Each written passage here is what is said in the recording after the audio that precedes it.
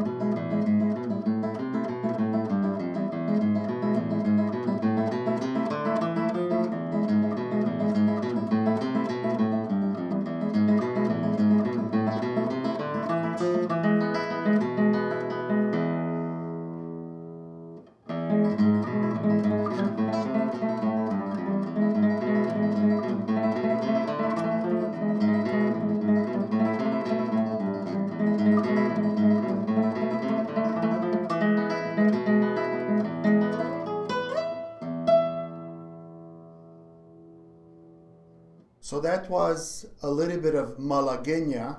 Malaguena is a traditional flamenco dance from Spain, from the region called Malaga. You'll see in a few minutes why I chose to play that dance in this video. And also stick to the end of the video because I'm going to play a piano version of that as well. So this is the second installment in me sharing my reading through Los Romeros, Royal Family of the Spanish Guitar. I'll place a link of the first installment at the top and at the bottom. Also, if you want to read the book along with me, I'll place an Amazon link to get it. I think I paid $14, $15 for it with free shipping. So if you want to take a look, if you want to get it for yourself, feel free to take a look at the link. The first video installment was dedicated to the introduction in the book. This second installment is dedicated to part 1 in the book titled Southern Spain. There's 4 chapters in this section. Chapter 1 is titled From Malaga's Mountains. Chapter 2 is titled Cuba, Que Linda es Cuba. Pardon my pronunciation there. Chapter 3 is titled The City of Paradise Regained. And chapter 4 is titled Sevilla and Adios. So the story begins in Malaga. Malaga is a region in Spain, and today I believe it's the capital city of the region of Malaga, and that's the reason I played a little bit of malaguena at the beginning of the video. Malaguena is a traditional flamenco dance from the region of Malaga, and not only that, but the Romeros throughout their career very often performed and recorded different versions of malaguena. If you never heard one of those recordings, I encourage you to look it up. You would be very pleased with any of those. So the story begins in Malaga, and after a few years, the family moves to Cuba. Now at this point, Celedonio, the father, is a little boy, and the family spends a few years in Cuba. So they come back to Malaga when Celedonio is, I believe, 9 years old or so. And then the story begins with this little boy learning how to play the guitar, really teaching himself how to play the guitar. Now, Celedonio's development as a guitarist, as a young guitarist, is very much like that of Segovia's. Not only was he self-taught, but every attempt of his parents or of his own to find a suitable teacher failed miserably. Even later, when he tried to go to the conservatory and study guitar with a professor, the teacher there at the conservatory said, "You can't study with me because you're better than me." So the teacher there was honest enough to admit that Celedonio was doing just fine and should find somebody else who could actually teach him. So Celedonio ends up going to that conservatory, but he studied harmony instead of guitar. Fast forward a few years, and we have Celedonio, a grown man with his own family, with his own children, and naturally we see him teaching his kids how to play the instrument, how to play the guitar. So that's the beginning of it all, the Romeros. And there's a paragraph on, I gotta find the page, page 54. And now if you grew up in Europe, as I did, as they did, and if you grew up with many siblings, as I did, as they did, you might find this paragraph as funny as I found it. I'll read it again, page 54. I'll just read a few sentences. This is Pepe's recollection of how Celine, his older brother, used to teach him guitar lessons. Let's see. As Pepe much later recalled, my father used to assign Celine to teach me. He was only a few years older than I was, and he used to start by slapping me. Then he would say, "This is in case you don't play right."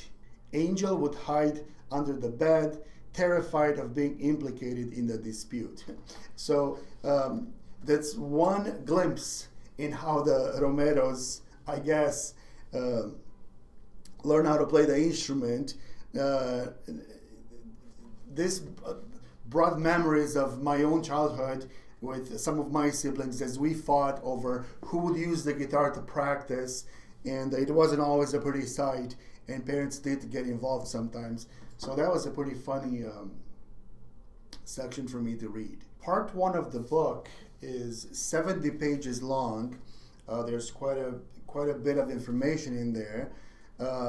I would say that 2 main themes there that I found in the first 4 chapters. One of them is obviously the incredible talent, musical talent, in Celedonio's life and his entire family's life. The incredible, amazing musical gifting they all possessed, and their incredible development as guitarists and as musicians. But at the same time, a main recurring idea in these chapters is the never-ending economic and social difficulties and obstacles that they had to overcome. So I guess if I were to summarize these 4 chapters in 1 or 2 sentences, that would be the Romeros developed and flourished as musicians and guitarists in spite of so many economic and social obstacles. There's talk about civil war in Spain and economic hardships and a lot of obstacles that never seemed to end.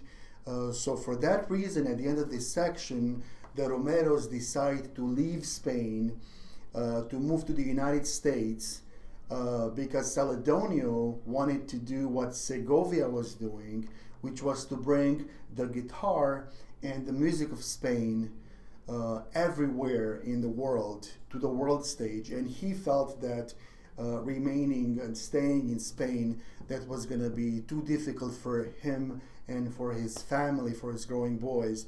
So they decided to try and move to the United States. And at the end of the section, at the end of chapter 4, they do succeed. They find a family in the States who travels to Spain, and with their help, they're able to travel to Portugal, I believe, and from there, it appears that in the next section, the family will be established in the United States. So that's going to be my next video, the 3rd installment, part 2. I hope you stick around and look for that in a few days, maybe a week or 2. In the meantime, feel free to look at my other videos. And let me end this video by showing you a little bit of a piano version of malaguenas. Thank you for watching and have a wonderful day.